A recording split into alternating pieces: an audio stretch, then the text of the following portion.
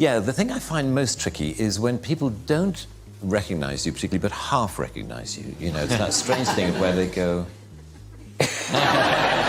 To most of the world, he was the clown who never spoke. A walking punchline in a brown suit. But behind the silence lived a brilliant, wounded perfectionist who built his entire life on timing. Rowan Atkinson carried a stutter, a fear of crowds, and a mind that never stopped racing. And for 40 years, he hid all of it behind the mask of Mr. Bean. At 70, he is finally taking that mask off, and the truth he reveals is what we all suspected. The curse of the mask. To 8 billion people, he is a living cartoon. He is the chaotic agent of entropy who drives a lime green Mini Cooper from an armchair strapped to the roof. He is the global symbol of absolute buffoonery, navigating the world with the emotional intelligence of a toddler and the grace of a falling ladder. We know him only as Mr. Bean, the rubber-faced clown, a man who barely utters a coherent syllable, communicating instead through grunts and bug-eyed stares. He is the man who gets his head hopelessly stuck in a raw Christmas turkey. But it was a facade, because when you take a closer look at the man behind the mask, you are staring directly at a formidable intellect. You are looking at a master of science in electrical engineering from the Queen's College, Oxford. This is not a man who stumbled into fame because he couldn't hold down a real job. This is a scholar who spent his formative years not practicing pratfalls, but poring over complex circuit schematics and deconstructing the physics of electricity. He was on the precipice of a PhD. By every traditional academic metric, he is a genius. And yet, in one of the cruelest paradoxes of modern celebrity, this brilliant engineer became famous for behaving like an idiot. For decades, we missed the breadcrumbs. We assumed the silence of Mr. Bean was a purely artistic choice, a highbrow homage to the silent film legends like Buster Keaton or Charlie Chaplin. We thought he was stripping away dialogue to make the comedy universal. We were wrong. The silence wasn't an aesthetic decision. It was a survival mechanism. The true origin of Mr. Bean lies in a deeply personal struggle that started long before the cameras rolled. A debilitating childhood stammer. The frustration must have been suffocating. Inside his mind, Rowan Atkinson was articulate, precise, and sharp. He possessed the vocabulary of a scholar. But the bridge to the outside world was broken. Simple conversations were minefields. The telephone was an instrument of torture. He was a genius, trapped in a box of silence, observing the world with crystal clarity but unable to participate. The stutter was a wall, forcing him inward. But greatness always has a way of finding a person destined for great things. While his path was set for engineering, a different passion was gently growing. Rowan found his way to the university theater. Here, he discovered he could express himself in ways not possible in the ordinary world. He was a man dying for a voice. But here in the theater, that voice found him. Under the hot lights of the stage, he made a discovery that altered the course of comedy history. He realized that when he stopped being Rowan, when he slipped into the skin of a character, the stammer evaporated. The neurological glitch that plagued his daily speech simply vanished. It was a moment of profound liberation. The character wasn't just a comedic tool. It was a prosthetic voice. It was a vessel that allowed him to express himself without the fear of blocking or stumbling. This was the moment he knew he had to do it. He traded circuit boards for sketches, leaving his PhD behind to chase the one thing that made him whole. But there is a dark side to this liberation. We call it the trap of the golden handcuffs. Rowan Atkinson created a character so effective so universally understood that it became a monster. Mr. Bean didn't just become popular, he became a global deity of comedy. But in doing so, the character swallowed the man. The Oxford engineer was effectively erased from the public consciousness. He had created a prison of his own making. The world didn't want to hear Rowan Atkinson, the soft-spoken intellectual. They wanted the clown. They wanted the silence. He had spent years overcoming a speech impediment only to become the most famous silent man on Earth. It is the ultimate irony. The character that gave him his voice also silenced him in the eyes of the world. This brings us to the suspicion that has lingered in the shadows for 40 years. Finally, at age 70, it seems to be confirmed. Imagine the internal conflict. You have the soul of a serious actor. You want to deliver the soliloquies of Hamlet. You have the mind to deconstruct the most complex texts in the English language. But the world won't let you. Every time you walk into a room, they expect the toddler. Did the genius secretly resent the clown? Did he look in the mirror and hate the rubber face that made him a fortune but stole his dignity? The suspense isn't about whether he is funny. It is about whether he hated the joke. But to understand why an intellectual giant would choose to become a silent clown, we have to understand the pain that silenced him in the first place. The boy with no voice. The silence can be traced back to Consett, County Durham, in the deep industrial chill of 1950s England. On January 6, 1955, in a town defined by steel and coal, Rowan Sebastian Atkinson was born into a middle-class farming family. The youngest of 4 boys, he arrived under gray skies, destined to find his voice in a way no one expected. From the moment he entered the school system, it was clear that Rowan was not like the other boys. In the rigid, conformist atmosphere of mid-century Britain, standing out was dangerous, and Rowan stood out for all the wrong reasons. He had a face that seemed made of a different material, pliable, elastic, prone to expressions that unsettled teachers and amused bullies. They called him an alien. To his classmates at the Durham Chorister School, he was the strange kid. But the teasing about his rubbery features was nothing compared to the war being waged inside him. Rowan suffered from a severe, agonizing stutter. Every sentence was a mountain climb. Every consonant, a potential rock slide. For a sensitive child, this was a social death sentence. He even made a brave, tentative attempt to join the school drama group. He expected the words to trap him, but something extraordinary happened. As he stepped into the role, the stutter vanished. His speech was fluid, precise, and confident. It was a momentary miracle. Yet, once the curtain fell, the stutter returned, and the safety of logic called to him more than the uncertainty of the stage. He withdrew, taking the secret of his fluency with him, and learned that the safest place to be was inside his own mind, and the safest state of being was silence. One of his teachers would later write a dismissive report about him claiming, "There's nothing outstanding about him. I didn't expect him to be a brilliant scientist. He was a quiet lad who walked his own path." That teacher missed the quiet revolution happening behind the young boy's eyes. Rejected by the social hierarchy of the schoolyard, Rowan dived headfirst into a world where he had total control. Science. Science was safe. Science was predictable. Science was accepting, even of eccentrics. If you wired a plug correctly, it worked. If you followed the formula, you got the result. He found solace in the absolute truths of physics and engineering. While other boys were practicing football or debating politics, Rowan was dismantling machines to see how they worked. He was engineering his own escape from a world that found him awkward.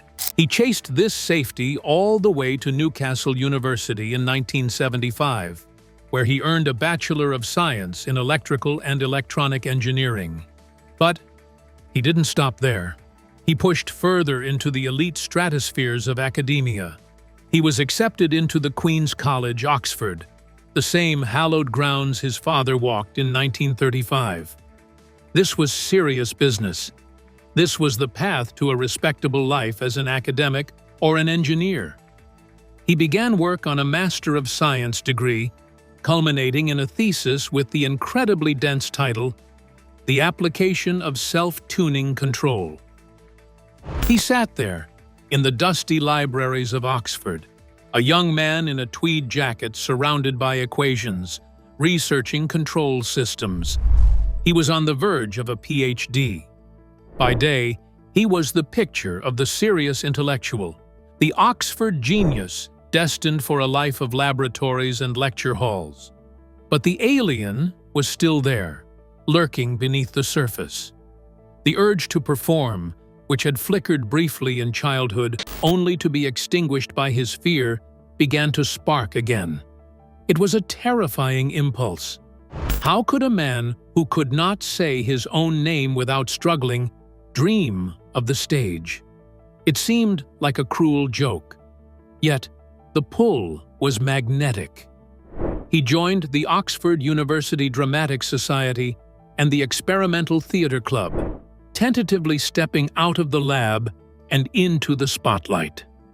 It was here, in the hallowed grounds of Oxford, that the miracle happened. The ultimate discovery that changed his life. Rowan was experimenting with sketches. He was terrified. But then, he noticed something strange, something impossible. The moment he stopped being Rowan Atkinson, the MSc student from Durham, and started being someone else, a Spanish waiter, a pompous headmaster, a devil, the stutter evaporated. It was a physiological magic trick. When he put on a mask, the signal from his brain to his mouth cleared up. The static was gone. He could speak. This was the key insight that changed everything. For Rowan, the character was never about fame. It wasn't about ego. It was about survival. It was the only way he could communicate fluently with the human race. The mask didn't hide him. It revealed him. During this time, fate intervened in the form of a meeting. He crossed paths with a fellow student named Richard Curtis. Curtis recalled seeing this curly-haired engineer who never said a word in rehearsals, a man who seemed entirely unremarkable until he stepped onto the stage. Curtis and Atkinson began a collaboration that eventually rewrote the rules of British comedy. They were an odd couple, the writer and the silent engineer. But the true birth of the legend happened in solitude. Legend had it that during a stressful period, Rowan stood in front of a mirror. He wasn't writing jokes. He wasn't reciting lines.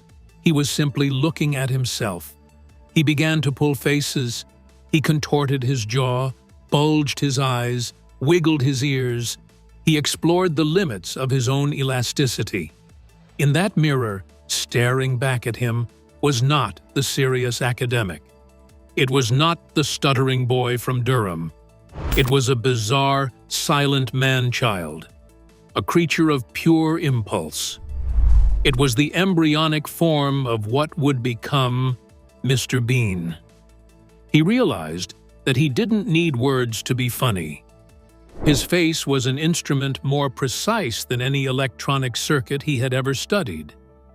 He discovered he could play the synthesizer of human emotion using only his eyebrows. He spent hours perfecting the art of the visual gag, playing invisible drum kits, conducting invisible orchestras. He was channeling the spirit of the silent greats, not because he wanted to be retro, but because he found a language where he was the master. The self-tuning control he wrote his thesis about was no longer just about electronics. It was about himself. He had tuned his own instrument. By 1976, the secret was out. He performed at the Edinburgh Festival Fringe with the Oxford Review. The audience was stunned. Who was this lanky, rubber-limbed alien? He was electric. The reviews were ecstatic. And while the world of academia was still calling him, the inner urge was now a roaring fire. He faced the ultimate crossroads. On one side, respectability, security, and the quiet life of a scientist. On the other, the stage, the risk of failure, and the terrifying exposure of performance. But he now possessed a weapon he didn't have as a child. He had the character. He had the cure for his silence. Despite the rejections that soon followed, TV executives telling him he didn't have a heroic body or a Hollywood face, Rowan Atkinson made his choice. He packed away the schematics. He closed the textbooks on electrical engineering. He stepped away from his PhD. The genius engineer decided to play the fool because he realized that the fool was the only one who could speak the truth.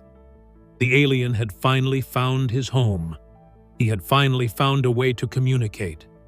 But as Rowan Atkinson stepped out of the shadows and onto the stage, he didn't realize he had made a devil's bargain.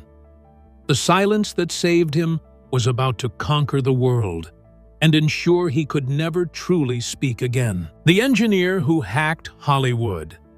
It was the gamble of a lifetime. Rowan Atkinson left the hallowed halls of Oxford, abandoning a nearly completed PhD and the certainty of a scientific career.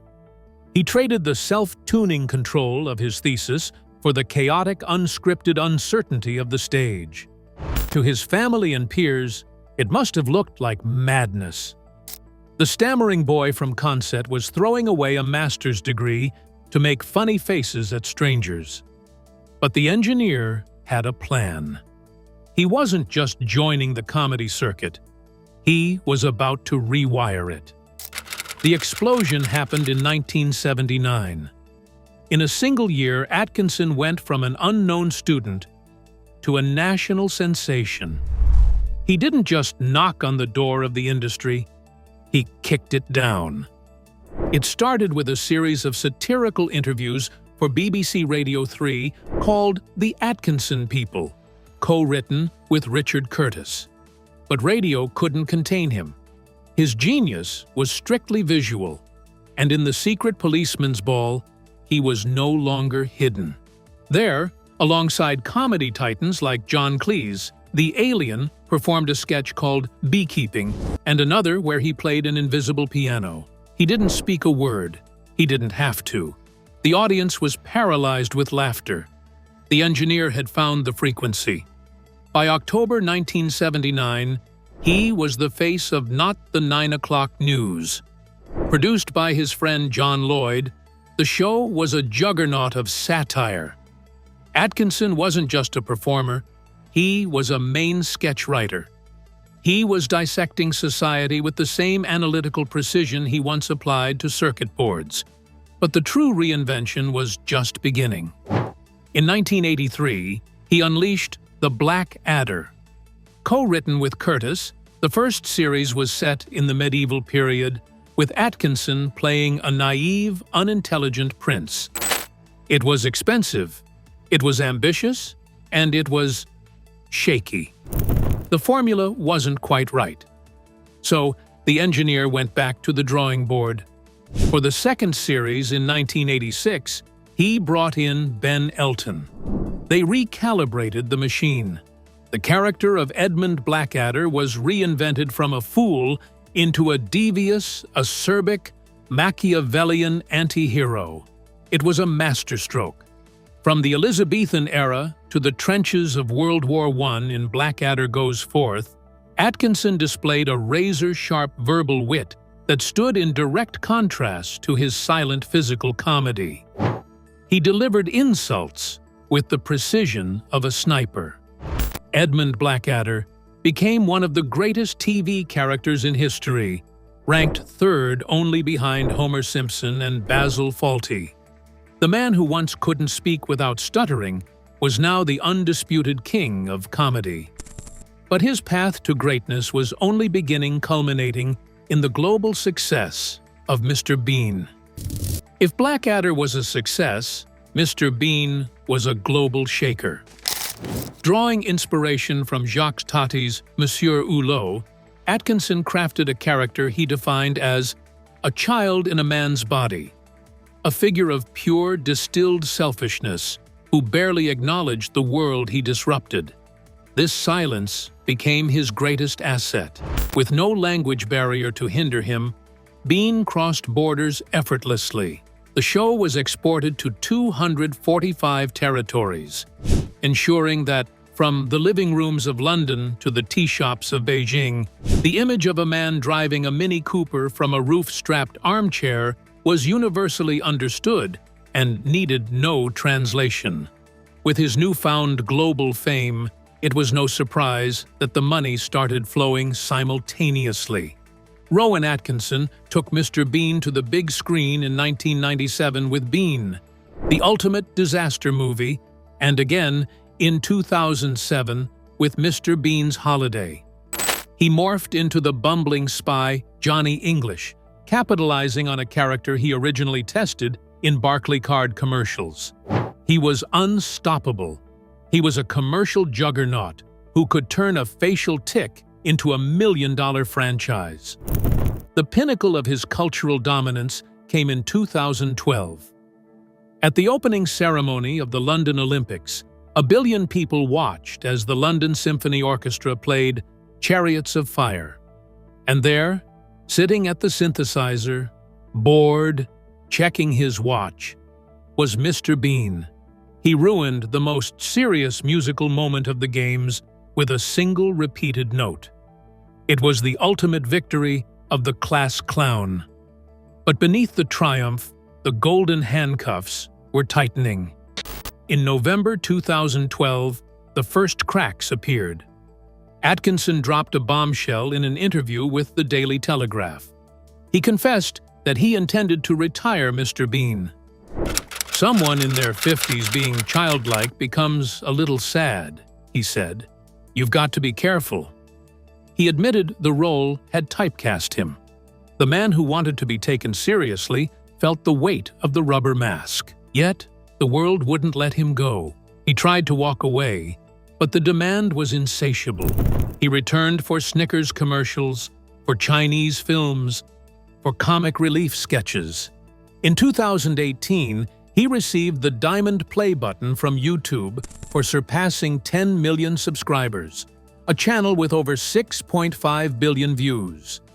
His Facebook page amassed more followers than Rihanna or Manchester United. He had proved them all wrong. The bullies who called him an alien. The teacher who said he was nothing outstanding. The TV executives who said he didn't have a Hollywood face. He had conquered the world without saying a word. But as the accolades piled up, the honorary fellowship from Oxford, the global fame, the millions in the bank, the question remained, was the engineer happy inside the clown suit, or was he still just trying to survive the silence? This global domination, however, came with a price tag that no amount of money could pay. While the world saw a simple buffoon, the reality on set was a grueling physical nightmare. To keep the empire alive, Rowan had to throw himself through hell, literally. The body keeps the score. The mask Rowan created saved him from the stutter, but eventually it began to eat him alive. We assume that comedy is light. We assume that making people laugh is a joyful, buoyant act. But for Rowan Atkinson, the physical embodiment of Mr. Bean was not a game. It was an athletic feat of endurance that punished his body for decades. Considering the sheer mechanics of his character, Mr. Bean is not a verbal role. It is a full-body seizure of expression. To sell the joke, Atkinson had to turn his face into rubber and his limbs into liquid. He threw himself down staircases and violently jerked his neck to register surprise. This is not acting. This is elite gymnastics performed in a tweed jacket. For 30 years, he threw his 6'1" frame around like a rag doll. But unlike a cartoon character, when Rowan Atkinson hit the floor, he bruised. The audience saw a clown. The physiotherapist saw a man systematically destroying his joints for a laugh. As the years ground on, the physical toll became impossible to ignore. The human body has an expiration date on elasticity. In a candid admission, Atkinson revealed that the role required a level of energy that was becoming dangerous to sustain. He described the strenuous performance of pratfalling and facial contortions as a drain that left him physically depleted. But the pain wasn't just in his knees or his back. It was in the existential realization of his own aging. In 2012, he admitted a harsh truth that few comedians dare to voice. He said that watching a man in his 50s behave like a child wasn't funny anymore. It was sad.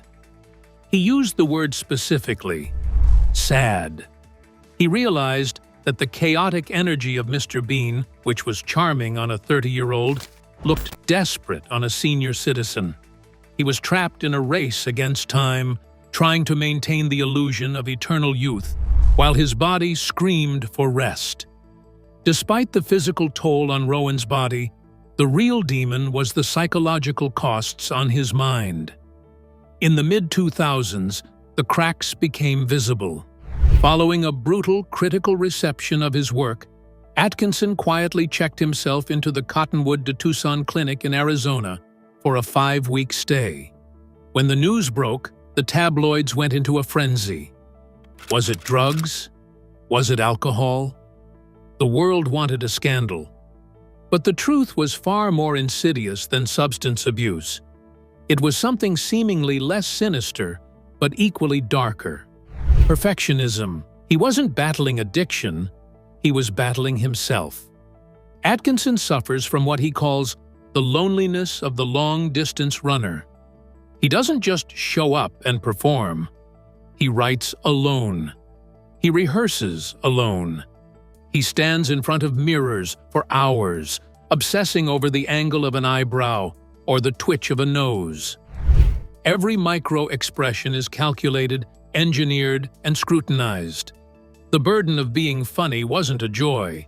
It was a crushing weight of expectation that isolated him from the world. He tried to escape the shadow of Mr. Bean. He tried to run. He created Johnny English, hoping that a tuxedo and dialogue would distance him from the silent man-child. But look closer at Johnny English. It was just Mr. Bean with a gun. It wasn't an escape. It was a lateral move. Later, he took a darker turn, stepping into the trench coat of Maigret, the somber French detective.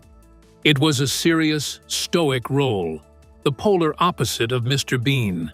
But while critics nodded politely, the world just waited for him to fall over. These escapes didn't liberate him. They only proved the terrifying power of the trap he had built. He could change his clothes, but he couldn't change the face that billions of people associated with idiocy. But perhaps the darkest weight he carried was the public's strange obsession with his end. For years, a morbid phenomenon has plagued his life. The death hoaxes regarding him trended on social media. Fake BBC reports circulate claiming he died on a film set, or committed self-harm, or crashed his car. It is as if the world is actively trying to kill him off. Unable to reconcile the gray-haired, weary engineer with the ageless, rubber-faced child. We want the timeline to stop. We want to bury the man so the character can live forever. And on August 4th, 2011, the world almost got its wish. The dark fantasy nearly became a reality on the Haddon Bypass in Cambridgeshire. Atkinson was behind the wheel of his beloved McLaren F1, a dark red beast of a car worth millions, seeking the only thing that could match the intensity of his internal pressure: pure, unadulterated speed. But he wasn't prepared for the sudden drastic turn that was about to happen. His car suddenly lost control, spun off the road and smashed backward into a tree before slicing through a road sign. The impact was catastrophic. The vehicle, made of carbon fiber and gold foil, disintegrated. The engine was torn from the chassis. Within seconds, the wreckage burst into flames. It looked like the tragic ending the internet had been spreading for years. The accident was supposed to be fatal, but Rowan Atkinson didn't die. He pulled himself out of the wreckage, stood by the side of the road, watching the car burn while waiting for the ambulance. His shoulder was broken, but he was alive. He had survived. He was broken, gray, and aging, but the crowds didn't care. They still demanded the clown. They insisted Mr. Bean stay exactly the same. But the world refused to do the same. The war on woke. The biggest threat to Mr. Bean wasn't a car crash. It was 2025. If Mr. Bean debuted today, he wouldn't get a laugh track. He'd get a hashtag. Number sign, Cancel Bean. Take off the nostalgia goggles for a second. When you look at Mr. Bean using modern-day lenses, he isn't cute. He's a menace. He bullies the elderly. He steals from children. He destroys property. In the 90s, we called that slapstick. Today, that's toxic behavior. Mr. Bean is a walking PR nightmare waiting to happen. Rowan Atkinson saw this coming miles away, and he knew he needed to fight for freedom. While the rest of the world was caught up with mundane activities, Rowan Atkinson was waging a one-man war against cancel culture. He didn't just tweet about it, he went to Parliament. He told British politicians to their faces that the right to offend is the price of a free society. He called modern internet culture a medieval mob, roaming the streets looking for someone to burn. He even defended Boris Johnson's right to make offensive jokes, not because he agreed with them, but because he believed in the right to make them. Why risk his reputation? Because he knows the truth. A safe Mr. Bean is a dead Mr. Bean. The verdict, at 70. In January 2025, Rowan Atkinson hit the milestone that changes everything. The big 70. 70 years old. For most of us, it's a time to slow down. For the man who spent a lifetime keeping us entertained, it is the moment of the final verdict. For years, we suspected that the silence of Mr. Bean would eventually become permanent. We suspected that the sheer athletic brutality of the role would one day outweigh the applause. And now, we finally have our answer. The suspicion was correct. Rowan Atkinson has effectively confirmed what the world feared. The era of the live-action Mr. Bean is over. He hasn't officially announced it, but we can see the writing on the wall. He has spoken candidly about the weight of responsibility he feels when he plays Mr. Bean, admitting that his health can't take it any longer. While he sometimes teases that a one-off charity sketch isn't a total impossibility, the days of movies and TV series are done. But here is the twist. Mr. Bean isn't dead. He has just transcended his flesh. Atkinson found the perfect loophole for a perfectionist who can no longer punish his body. The solution is voice without pain. Coinciding with his 70th birthday and the character's 35th anniversary, Mr. Bean returns in 2025, but as a cartoon. The arrival of Season 4 of Mr. Bean, the animated series, is not a step down. It is a liberation. Atkinson has stated that performing the character vocally is much easier than the physical grind of live action. It allows him to keep the specific, selfish, anarchic soul of Bean alive without risking a broken hip or a slipped disc. So, does this mean Rowan Atkinson is fading away? Is he cancelled by the modern world? Is he retiring? Absolutely not! While the internet debates whether he's been silenced by woke culture, Atkinson is busy proving them wrong on set. In February 2025, Reports confirmed he is back in front of the cameras for Netflix. He isn't playing Bean, but he hasn't abandoned the chaos. He is filming Man vs. Baby, the sequel to his hit Man vs. Bee. He hasn't been defeated by the changing culture. He has adapted to it, finding new vehicles for his genius. We suspected that Rowan Atkinson was tired of being the fool. We were right, but in retiring the body of Mr. Bean, he has saved the soul of the comedy. He refused to let the character grow old and sad. He refused to let the mob sanitize him. He froze the legend in time, ensuring that the man driving the Mini Cooper will remain ageless forever. If you grew up watching Mr. Bean, hit that like button. And let us know in the comments, will you be watching Man vs. Baby? Don't forget to share and subscribe. If you enjoy this video, click on the next video on your screen.